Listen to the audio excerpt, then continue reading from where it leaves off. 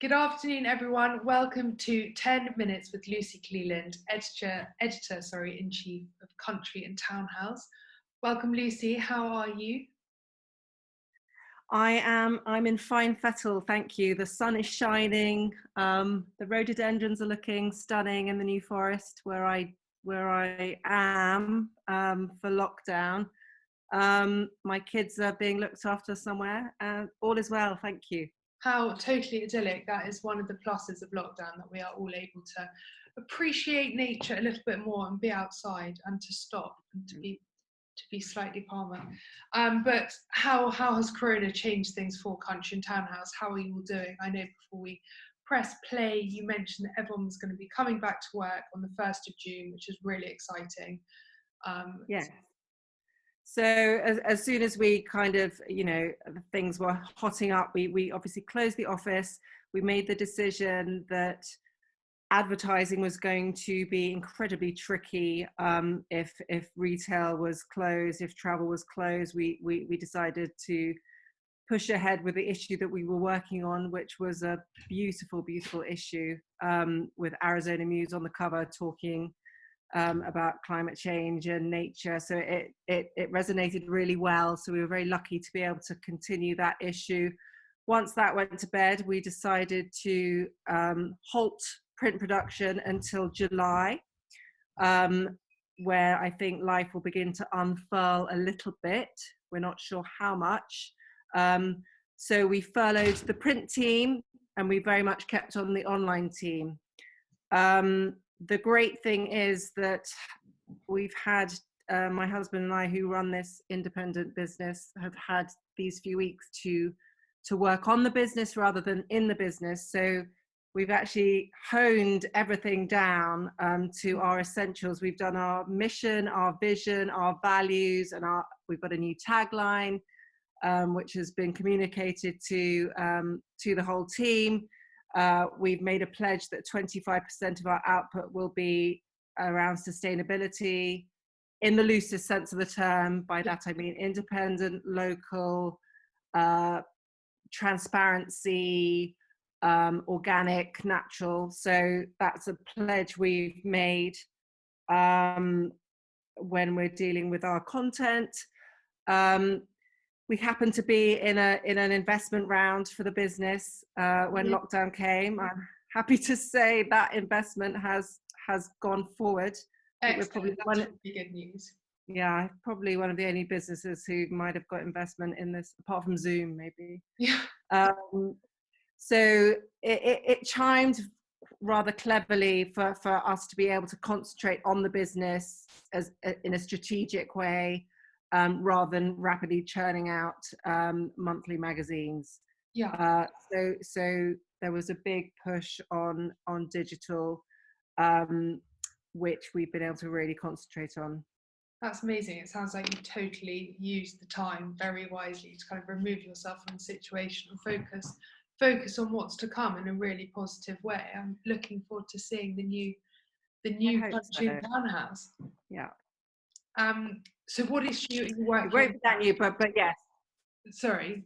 So when everyone comes, when the print team come back on the 1st of June, we're cracking on with a combined July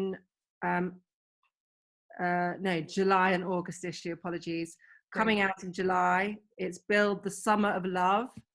And it'll have a collection of essays. I've asked people like Lynn Barber and Clover Stroud to write about their loves, their passions, in the context of Corona, but not necessarily mentioning Corona, and definitely not total lockdown, because I think we'll be quite far out or along from our current state at the moment.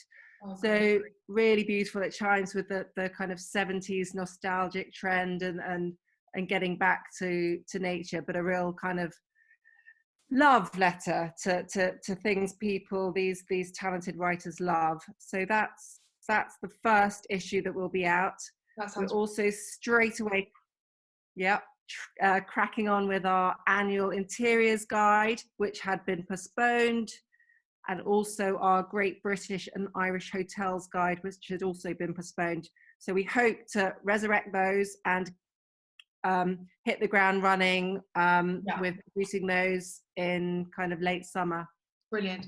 It's great to hear you're still doing great British and Irish hotels, because I do think that the industry should be championing what we have here. 100%. Closer to home. It's Britain's time to shine. There are so many amazing places that we still need to discover around here. And let's not forget they've had an absolute shocker. And some will be able to open up and carry on. Others, I fear, will be less of the smaller ones where social distancing will be trickier. But weirdly, you know, I'm not going abroad this summer. I think it is Britain's time to shine, and I think next year will be an absolute corker for them as people slow down, travel less. Flights will inevitably get more expensive, and I think people will choose to spend their money more wisely. So let's see. I mean, there's so much wait and see, isn't there? So much wait and see. But I think, as you said, people are very conscious of where they'll be going. There will inevitably be people that get straight on that plane, but hopefully going straight down to Cornwall, which is the only place I want to go to right now. If I could go anywhere, it would be Cornwall. Absolutely. So your online team at the moment is really strong. You've been doing loads of amazing online content.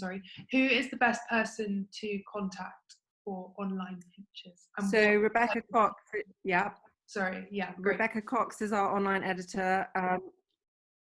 None of the team have changed, and actually the print team, because until December we're doing bi-monthly issues, so the print team we're going to all become one seamless content production, so all of us will be working across all platforms. We also managed to launch a new podcast with Ed Vasey, our culture editor, which has gone down really well, talking about what we should be watching and listening to as we're all in lockdown. I don't know what we'll call it afterwards, but hopefully that will continue, because it's actually really fun. Yeah, and that's the kind of thing that people want to know always. I'm always kind of Googling what to watch on TV or what to listen to on the way to work now. That's kind of evergreen content that will be useful. It is as well. Absolutely. And it's just a content kind of vomit, isn't there? So much out there. You need something to help you wade through it. Yeah. Definitely. So what are you looking for from PRs at the moment? What kind of, to say the word again, what content, what features? I mean, are you going to be keeping your travel section but kind of keeping it to the UK, or? Inevitably we have some content that hasn't gone live yet, because obviously we haven't published for a couple of months. So for example, in the next issue we'll be doing our updated big Maldives guide, from which was due out in May, and I have quite a few reviews, etc., to get online or into print. I won't, travel will take that responsible edge. It will travel is intrinsic to us and a big part of strength of our brand, but guiding people to the places, doing it right, hopefully. And I don't know when press trips are going to start happening again, if they'll still happen in the same way. But absolutely, travel is a human right. It's just how you do it is what should change. Yeah. It's going to be very, very different, but hopefully in a more positive way. I mean, I was reading something the other day, I can't remember where it was, but exactly, saying that we've just got so used to being able to get on a plane anywhere and not really regard where we're going and how we're getting there. So hopefully we can live more like locals when we do go abroad now, because that is the point of traveling, to see other places. And hopefully that will all be stronger.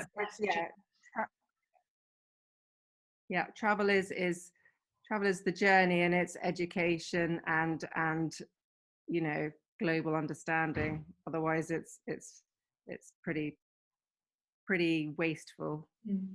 So is your once you're all back up and running and everything, will your lead time still be a couple of months before?